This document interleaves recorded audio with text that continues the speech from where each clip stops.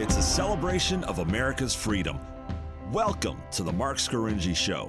The Mark Scaringi Show is your place for a weekly discussion on making America great again.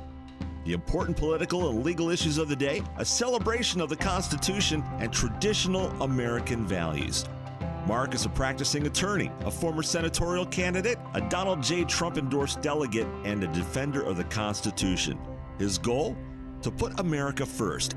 And now, celebrating America's freedoms, here's attorney Mark Scaringi. Well, good afternoon and welcome to the Mark Scaringi Show. This is your place on the dial for constitutional conservatism. This is where we talk about the important political and legal issues of the day from the perspective of putting America first. And thanks for tuning in on WHP 580 AM and iHeartRadio, and also on our various Facebook Live programs, including Harrisburg 100 Facebook Live.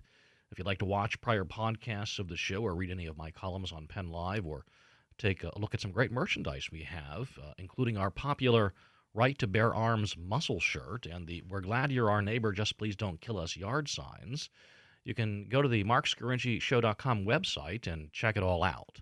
And for more political and legal news throughout the course of the week, don't forget to follow me on Twitter, Facebook, and YouTube. Well, the House managers have concluded their opening arguments in the impeachment trial of President Donald J. Trump. And President Trump's legal team has just begun its case.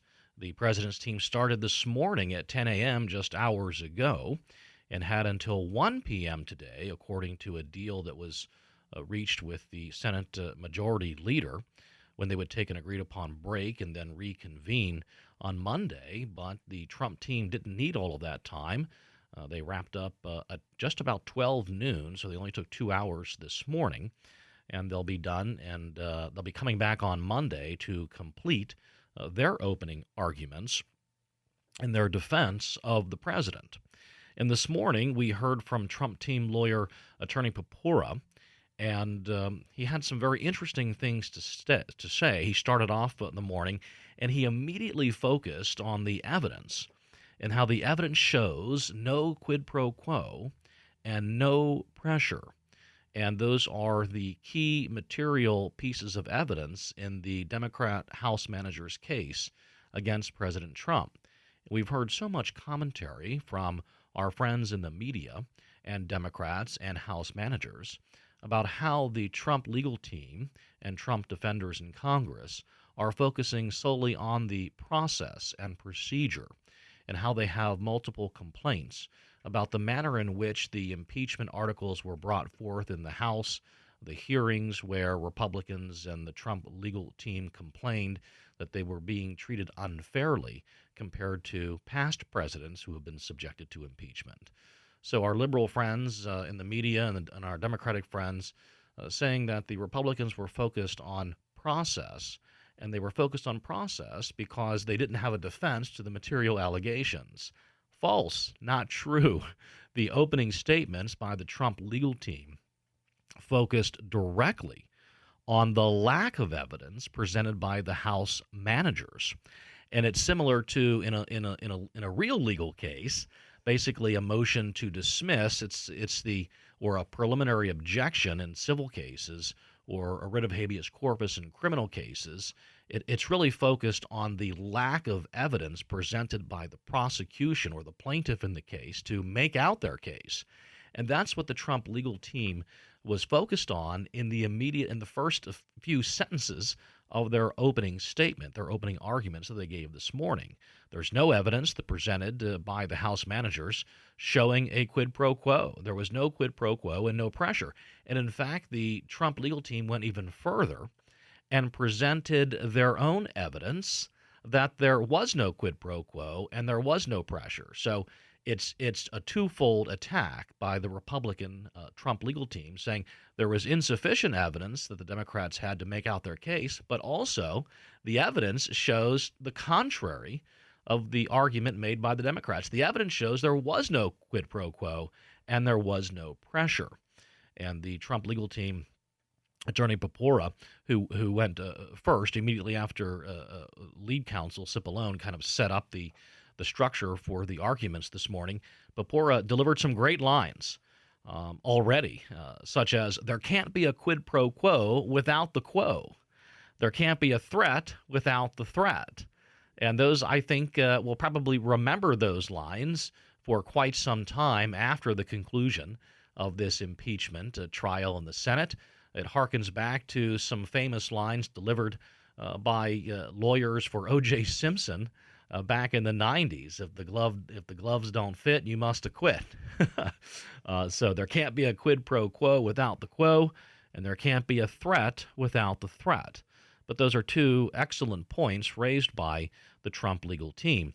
And they went on to explain that the evidence is clear that President Zelensky, the other person on the other side of this alleged quid pro quo, and other high-ranking Ukrainian officials, including the foreign minister of Ukraine, they said they felt no pressure.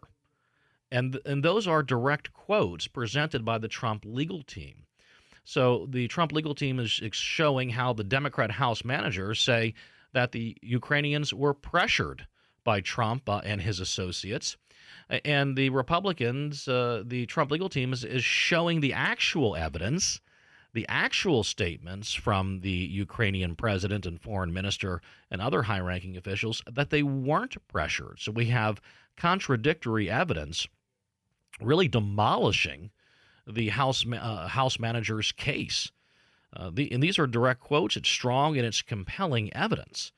And yet Democratic House managers such as Adam Schiff, they argued that, well, Adam Schiff knew Zelensky felt pressure because he must have, and that Zelensky was just making up this denial.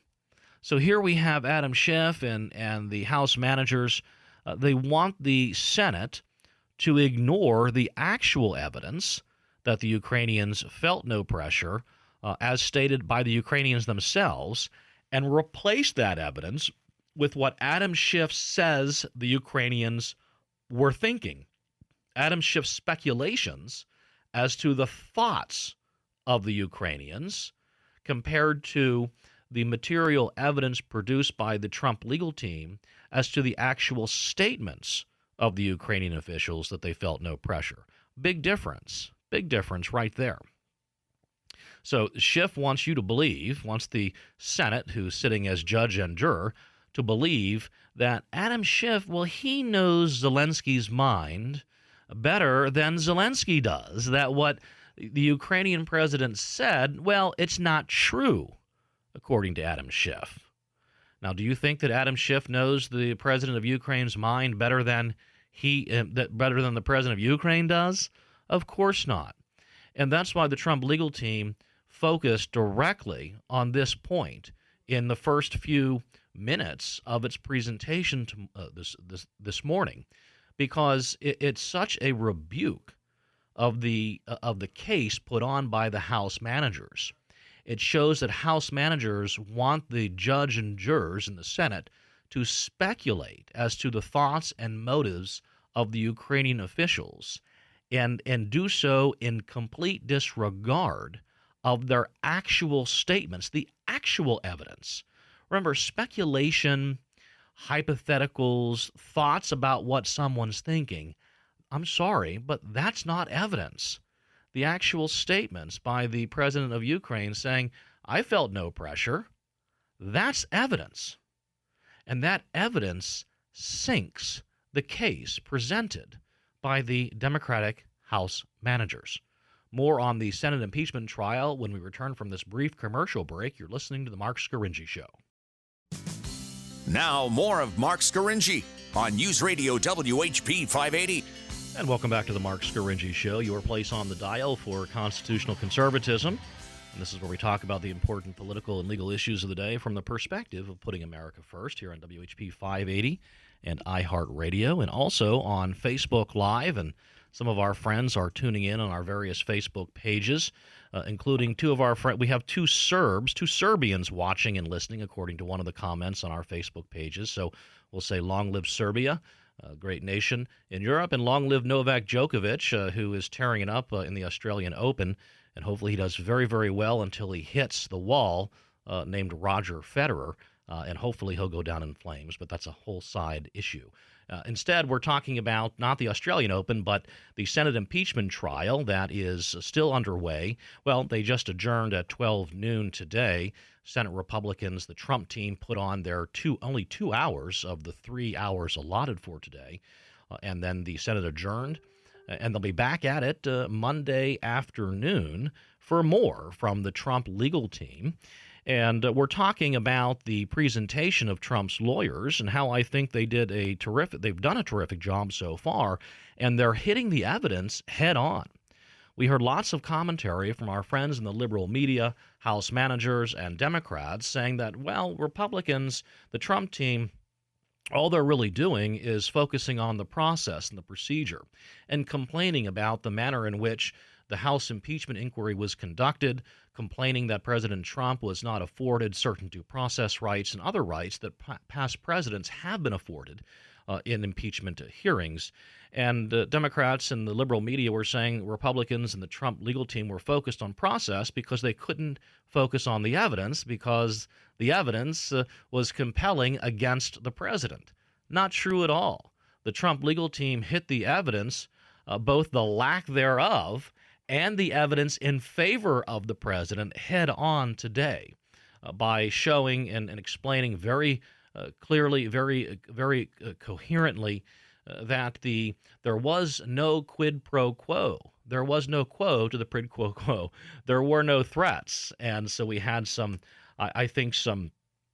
great quotes by the Trump legal team that may live on long after this impeachment trial. There can't be a quid pro quo without the quo, and there can't be a threat without the threat. And the Trump legal team quoting the actual evidence, citing the actual evidence of President Zelensky, and the Ukrainian foreign minister and other high-ranking Ukrainian officials saying they felt no pressure. So they weren't pressured, according to the Ukrainians, to do anything in exchange for anything. And that is a devastating blow to the case being presented by the Democrat House managers. Now, the Trump legal team also explained how the evidence is overwhelming, that the Ukrainians didn't learn about this pause on aid until August 28th of 2019. And I choose the word pause because that's what it was.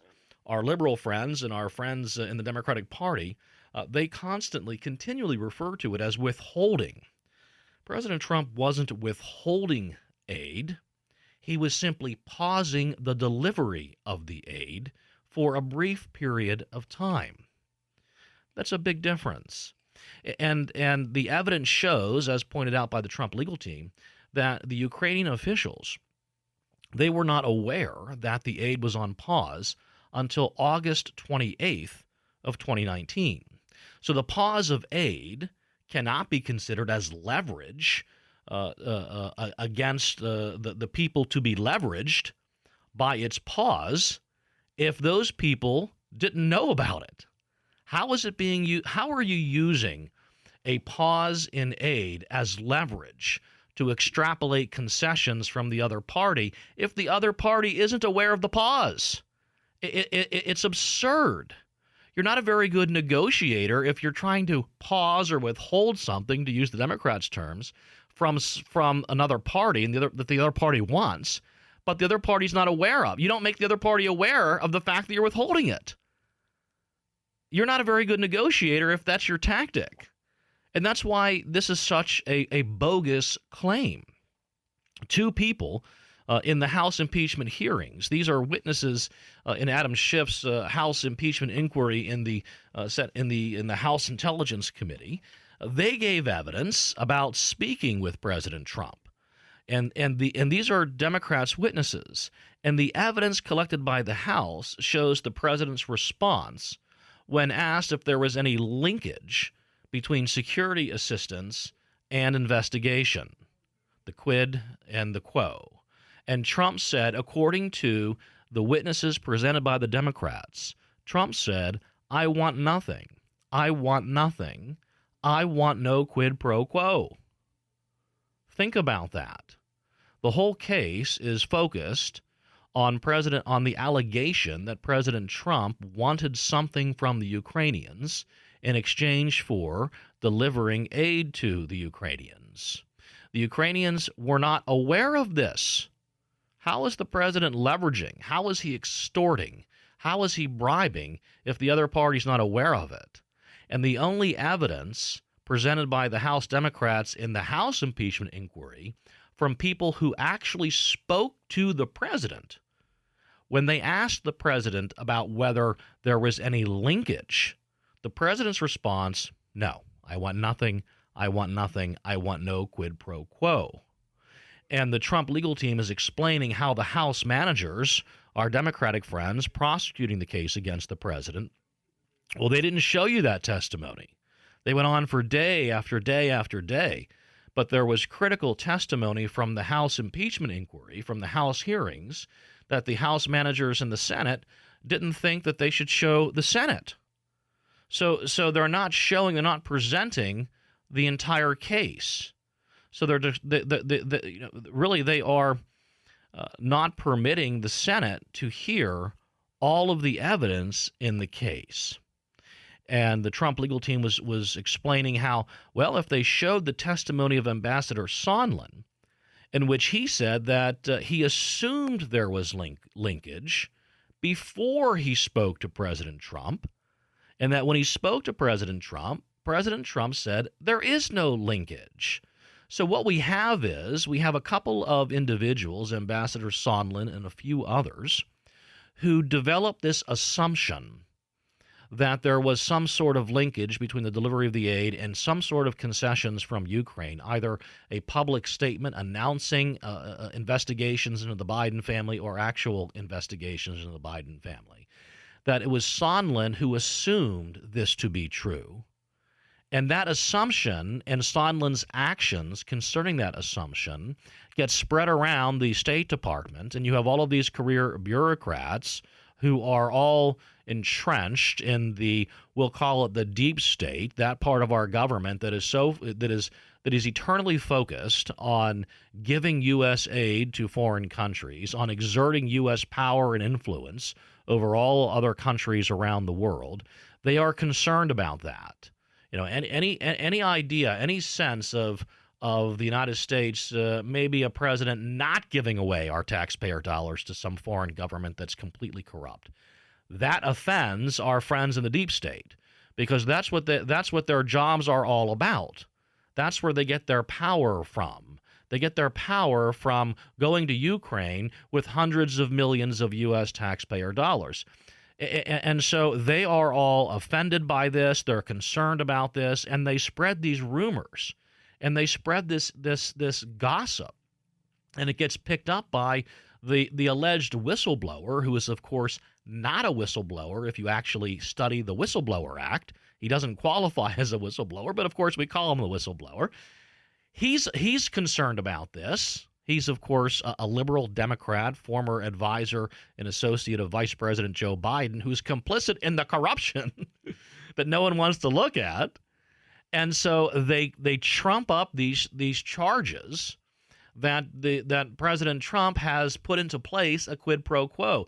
Finally, when Sondland confronts the president about it, he says, "No, I don't want a quid pro quo. I don't want an exchange.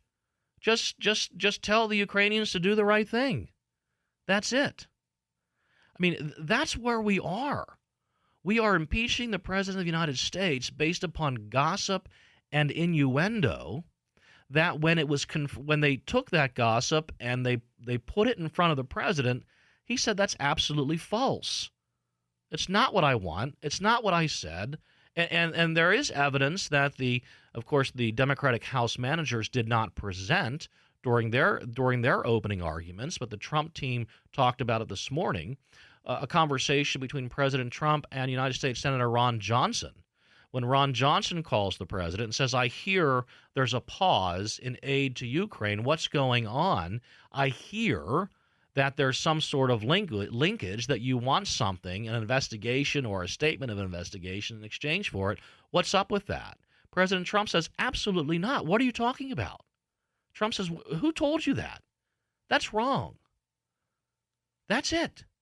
And we're going to impeach and remove the president of the United States because some members of our State Department assume things that were not true. I mean, this is the height of absurdity, that we are where we are in our nation's history.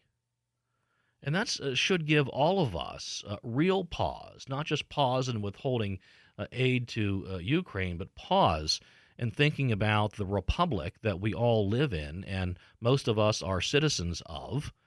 Is this the kind of republic that we want? Is this the kind of country that we want, where we have a purely partisan impeachment attempt of a president based upon hearsay and innuendo about non-criminal conduct that didn't happen?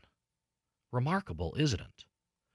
After we heard from Attorney Papura, we heard from the head of the Trump legal team, Jay Sekulow, and I think Sekulow did a brilliant job. And his job was to essentially point out some of the flaws and the errors and omissions in the case presented by the Democrats. And Sekulow talked about a common refrain that we heard from the House managers during their opening argument, and how they frequently asserted this for that. The House managers were being nice to us, benign to us. They probably know we don't understand Latin. We're not as intelligent and as well-educated as they are. So they were translating quid pro quo into the English, this for that. And Sekulow used that refrain and then started talking about the Mueller report. And we're going to talk more about this when we return from this brief commercial break. You're listening to the Mark Scaringi Show. Let's get back to the Mark Scaringi Show on News Radio WHP 580. And welcome back to the Mark Scaringi Show, your place on the dial for constitutional conservatism. This is where we talk about the important political and legal issues of the day from the perspective of putting America first. And you're welcome to call into the show, 717-540-0580. That's 717-540-0580. Let me know your thoughts. How did the House managers, how did our Democratic friends do in the presentation of their opening arguments in the Senate impeachment trial of the President of the United States? I'm interested to hear what you think. You can also comment live on Facebook, Harrisburg 100 Facebook, and my own personal Facebook page, and we're interested to hear your thoughts on the Senate impeachment trial. And I'm talking about the performance this morning of the Trump legal team. Perhaps you didn't spend the time this morning tuning in to the live trial that was going on. The Trump legal team put on what they're referring to as a trailer, a kind of some highlights of things to come that they intend to present on Monday and Tuesday, and probably they'll wrap up by Tuesday of this coming week. And they're giving you some highlights.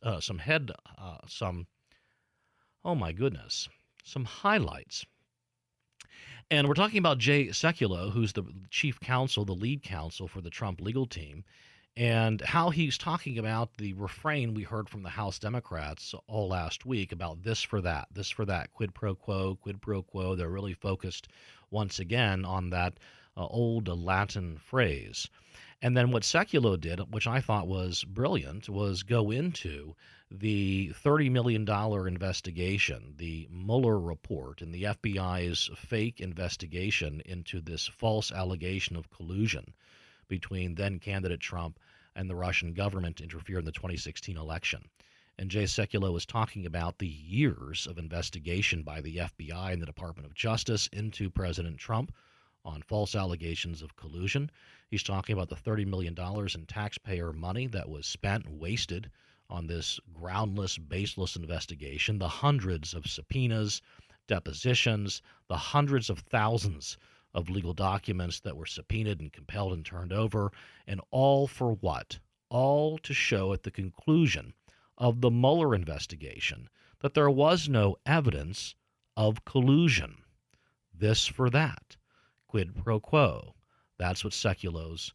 He's trying to get that refrain in our minds, because what he's going to say at the conclusion of his argument over the next couple of days is that we've had the same thing here.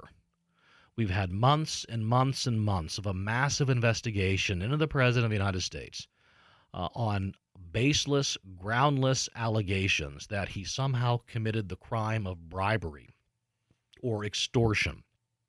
He tried to bribe or extort a foreign government into doing something that was bad, investigating the Biden family, investigating credible allegations of Ukrainian interference in the 2016 election against then-candidate Trump. And all for what? At the end of the day, after all of this all of these millions and millions in taxpayer dollars, all of these hearings, an entire Senate trial, at the end of the day, they've got nothing. They've got no bribery, no extortion, no quid pro quo, no crime. They've got nothing. And so I think that's what Jay Sekulow is setting up for his closing arguments, to show the Mueller report and now the Senate impeachment trial. It's millions and millions of dollars wasted, thousands of hours of congressional time, FBI, DOJ time, wasted, trying to take down the President of the United States. And this, I'll say, on top of these very recent allegations that, not allegations, I'm sorry, a report from the Department of Justice and the FISA court released just a day or two ago, stating that at least 2 of the FISA court warrants were groundless. There was not probable cause. This is according to the FISA court and the Department of Justice. 2 of those warrants, signed by former FBI Director Jim Comey and signed by Department of Justice high-ranking attorney Rod Rosenstein, that those 2 warrants that were used to surveil Carter Page, that was the instigation, that was the beginning of the Obama administration's surveillance of the Trump campaign, that those warrants they lacked probable cause. And why? And also that those warrants, those affidavits that are filled out by the law enforcement officials to present grounds, to present facts, to support the affidavits, to support the search warrants, they contained material misrepresentations. In other words, the FISA court itself and the Department of Justice are saying that Obama's Department of Justice and FBI lied in those warrants that it got from the FISA court to conduct surveillance of the Trump campaign. Basically, the warrants were unconstitutional. They were illegal warrants. That's according to the FISA court itself and the United States Department of Justice. But this is a breathtaking admission and statement from the DOJ and the FISA court. Jay Sekulow talked about it this morning in his opening arguments to begin the Trump legal team's defense of the president.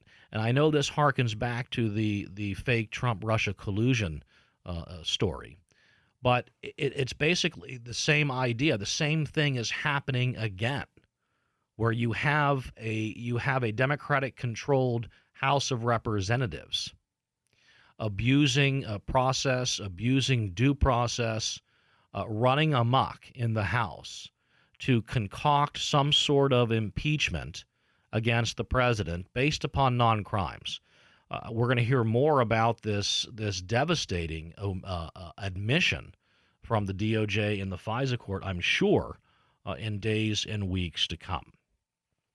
But you know what? At this time, let's open up the phone lines. We'll take some phone calls. I want to hear what you think about how the House managers did, the Democrat House members who acted as attorneys prosecuting their case against the President of the United States in the United States Senate. We'll open up the phone lines, and we have John from York. You're on the Mark Scaringi Show. Hey, it's nice to talk to you again. Yes, John. How did the House managers do? Well, I'll tell you what. Your legal knowledge on this is very helpful. I think the whole thing is a joke. I don't think they did very well. They repeated the same things over and over and over for hours and hours and hours, the same things. And now I oppose most of President Trump's policies, as you may know, and you don't have to agree with me. It's okay. I think he's weak on human and civil rights, minority rights, women's rights. I think he's very weak on and cruel to immigrants and refugees, very much. I think pulling out of the Paris Accords and the Iran nuclear thing, I think was wrong. So I I oppose most of his policies. I do agree with him on pro-life, though. But now the reason I mention that, why would the Democratic leadership not take the policies that I mentioned and others, like health care, too? He's weak on that. He wants to destroy Obamacare that gave insurance to so many people. Why wouldn't they take these issues and run on them and just vote him out, and try to vote him out next November instead of this crap, this impeachment crap, which is going to end up getting him back in again. Wow, very wise points about the tactics. The Democratic tactics have failed, I think, brilliantly. But I'm very pleased to hear that you, a Democrat, a liberal, you have somewhat, maybe somewhat, but it's hard to label me. Yes, but I think I can. After all of these years of you calling in, I think I get where you're coming from when you call President Trump cruel. I think we know where you're coming from. But it's telling to me to hear from you that you think the House manager's case is a bunch of crap. Well, yeah, it's. If they would have just taken these issues and other issues and gone up against him in a regular voting type thing, and maybe they could have beaten him in November, maybe. But if they would have just held these issues over his head, which are good issues, and I think he is weak in all of those, and cruel and without compassion. He even proposes to cut aid to developing nations. Oh, perish the thought that we should not give our U.S. taxpayer dollars to all these foreign countries. Oh my God, he's horrible. Ukraine's only the third most corrupt country in the world, by the way, according to all of these reports by these international bodies. It's only the third most corrupt nation in the world. And remember, the United States of America is only $21 trillion in debt, only $21 trillion, and we only owe 130 some trillion in unfunded liabilities of Social Security and Medicare. That's all we owe. But you know what? We were able to find $300 million to give to the most corrupt, the third most corrupt country in the nation. John from York, thanks for calling. I've got to take a brief commercial break. We'll be back right after this. Now, back to the Mark Scaringi Show on News Radio, WHP 580. And welcome back to the Mark Scaringi Show, your place on the dial for constitutional conservatism. This is where we talk about the important political and legal issues of the day from the perspective of putting America first. Thanks for tuning in on WHP 580 and iHeartRadio, and also Harrisburg 100 Facebook Live and the various Facebook Lives we have running today. We welcome your comments, and you're welcome to call in 717-540-0580. That's 717-540-0580. We've got some good comments on Harrisburg 100 Facebook Live. Harrisburg 100 itself is commenting the Democrats actually did everything that they are accusing Trump of. That's Democrats projecting onto the president everything that they did. Harry Grace says, quid pro quo. He writes, quid pro quo. Joe threatened to not give the $1 billion unless they fired the prosecutor, which is exactly right. So we have some projection going on by our friends, and I know one of the commenters doesn't like it when I call liberals and Democrats my friends and the liberal media my friends, and I always remember John McCain using that same phrase whenever he spoke about my friends, and I would always cringe when he said that because they're not really our friends, are they? But you don't want me to say what I really think about them, so I think it's just nicer and more polite if we just say everybody's my friend, right? So I'll have to continue to do that, and you'll have to bear with me on that. But absolutely right, Harrisburg 100 and Harry Grace, you're right. Joe Biden is on videotape threatening the Ukrainians to withhold $1.5 billion in loan guarantees if they didn't fire the prosecutor who was investigating Burisma, the company upon whose board sat Hunter Biden. It is an obvious conflict of interest. The Obama administration itself was concerned about the conflict of interest. When Obama administration officials raised the issue of the conflict of putting Vice President Joe Biden as the point man in the delivery of aid to Ukraine, when his son sat on the board of a major natural gas company in Ukraine that was under investigation for corruption, that this might present somewhat of a conflict of interest, the Obama administration official tried to raise that issue, and he was rebuffed. He was turned away by the Obama administration on their grounds. You know why they turned him away? They said Vice President Biden is suffering from the death of his son, of his elder son, who was the Attorney General of Delaware, and he cannot be approached about this issue at this time. It's too sensitive to raise an issue about his son, Hunter Biden, when his elder son has recently passed away. That was it. So that's the end of it. That's the end of the Obama administration officials who were concerned about this conflict of interest. That's the end. They can't bring it up because Joe Biden is sad and depressed about the death of his older son. So you can't bring up the point that maybe Joe shouldn't be the one in charge of delivering aid to Ukraine when his son's on the board of one of its largest companies that is currently under investigation for corruption, including money laundering. So if Joe's handing out hundreds of millions of dollars to Ukraine and his son's on the board of a company that's accused of money laundering millions of dollars, maybe that's a problem. It certainly is. And then the deal was done. The icing was on the cake. It's a case closed when Biden then goes to Ukraine and says, fire this guy who's investigating the company governed by my son. That is obvious bribery, obvious corruption. My goodness, it's in neon lights, but you can't talk about it. If you raise that issue, you're a horrible person. You're a deplorable for bringing up the obvious. And that's what Trump is thinking. Put yourself in President Trump's shoes. First of all, he hates giving foreign aid. He hates taking your money and my money and giving it to foreign countries for any reason. He doesn't like it. And he doesn't like giving it to corrupt countries. The whole world is saying that Ukraine is the third most corrupt country in the world. And Trump is saying, why are we giving them all of our money? Can I find out? Can I do a little due diligence and let's find out, how they're going to handle this aid, what they're going to do with the money? Is it going to go into the Swiss bank accounts of one of the oligarchs, as the owner of Burisma is in Switzerland with hundreds of millions of dollars in Swiss bank accounts? That's what President Trump is concerned about. And one of the things that the Trump legal team pointed out this morning, and we're going to hear more about it early next week, is how there were all kinds of holds on aid to all kinds of countries imposed by the Trump administration.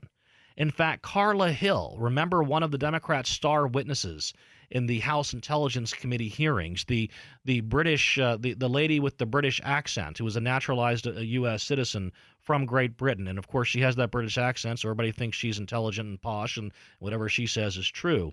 She testified that the Trump administration had instructed the State Department to conduct a wholesale review of foreign aid. At the same time this review of foreign aid was occurring, the Trump administration put a pause on the delivery of this $300-some million to Ukraine. And the evidence is right there. The evidence is right there, submitted by a witness called by the Democrats, that the Trump administration had put into place a wholesale review, those are her words, of all foreign aid. Why? Trump has talked about it for years. He doesn't want to give aid. He doesn't like giving aid. He wants Europe to give aid to Ukraine. Why are you and why are we reaching into our wallets to give money to Ukraine? He doesn't like it. He doesn't want it. And he wanted a wholesale review on it. And that's what was occurring. And our friends in the deep state who can't stop giving away our money to foreign countries. They can't stop it. They will resign if confronted with a president who says, you know what, no more foreign aid. That's something their brains cannot comprehend. They can't stop throwing away our money. Those are the people who started all of this gossip about, well, why is Trump doing this? It must be some nefarious reason. There must be some corrupt motive behind the president's decision to put a pause on foreign aid to Ukraine. At the same time, he had instructed his entire State Department to do a wholesale review of all foreign aid to all countries. That's the truth. And we're going to hear more about it next week from the Trump legal team. Let's take some questions. We have Alec from Wormleysburg. You're on the Mark Scaringi Show. Good afternoon, Counselor. You, as we say in the trucker industry, are firing all cylinders, brother. Oh, well, thank you. You got this dialed in, but you got to understand something about these people. They don't like Trump because he's not a swamp dweller. That's right. And what he did is everything that Democrats do, they blame on Trump and get away with it. A lot of projection there. And it's funny because they talk about affecting an election. Well, by all these people that are running for president sitting on this council, aren't they affecting the outcome of an election? Absolutely. By trying to get rid of this president from running for election? That's exactly what they're trying to do. They've been trying to do that since he was sworn in. Can't these people see this guy, all Trump wants to do is he's a founding father. He just wants to go to D.C., help our country, help our way of life, help our people. That's all he wants to do. And all these people do is obstruct him. They might as well just FedEx the White House to him for another 4 years. That's what they're doing. That's what they are doing. See this? These people are ridiculous. They're politically They blind. can't see it. Yeah, they have no idea how much damage they're doing to their own party. Yes, they are, but they're damaging all the Americans. All Americans, no matter what you are. Yes. They're not working on what we need to be worked on. You covered the bases. That's right. All the things that we need to do to help America, they are obstructing it, and that's all they do. They don't do anything else. That's right. And I'm just saying that I'm really glad you are on a Saturday because this is kind of a void, and we kind of miss all this stuff. And we're really glad you're out there. Well, thanks, Alex. Appreciate that. Alec from Wormleysburg, we are filling the void here on Saturdays with the Mark Scaringi Show. It's one of our stated purposes. Appreciate those wise comments. You're right on track. You're right on target. Jay Sekulow, the president's, the leader of his legal team, was arguing this morning. He makes the intelligent case that, we're acting as if there was a magic wand, that prior to the election of President Zelensky, the comedian who is now the president of Ukraine, and he ran on a very pro-Trump, anti-corruption platform, and God bless him, and we should be supporting Zelensky as long as Zelensky is true to his word, as long as he is sincere about rooting out corruption in his country. The whole world condemned Ukraine for its endemic corruption. But once Zelensky was elected, Democratic House managers, they acted as if a magic wand was waved and all corruption's gone, give them the money. And Trump is sitting there saying, whoa, wait a second. Let's just see. Let's see if Zelensky is a man of his word, if he will act. Politicians, all talk, no action. How many times did you hear that refrain from President Trump? Politicians, all talk, no action. Zelensky talked about anti-corruption, how if you elect him as president of Ukraine, he's going to clean up Ukraine. All talk, no action. Trump is saying, let's see a little action. And the evidence hasn't been presented. I'm speculating. Adam Schiff's speculating. Jerry Nadler's, everybody's speculating. So I'm going to speculate. I'm speculating. I'm saying, I'll bet you Trump was saying to Sondland and Giuliani and others, I'll bet you he was saying, you know what? Let's see Zelensky show some action. We have obvious corruption with Vice President Joe Biden. We have the videotape. Clear corruption. Let's see if Zelensky can at least just issue a statement saying he's going to look into it. Let's see if he can do that. Turns out he couldn't and didn't. And there's the frustration that our president feels. Well, that's all the time we have today for the Mark Scaringi Show. I want to thank you for listening and tuning in every Saturday, 1 p.m. on WHP 580 and iHeartRadio. Hi, this is attorney Mark Scaringi. Every Saturday afternoon at 1, thousands of central Pennsylvanians listen to the Mark Scaringi Show on WHP 580. It's a program about state, local, and national politics from the point of view of putting America first. If your business or organization would like to reach my listeners, you can advertise on my show. Promote your business on the only weekend political show in central PA. Call 717-657-7770 and talk with Jason to promote your business on The Mark Scaringi Show.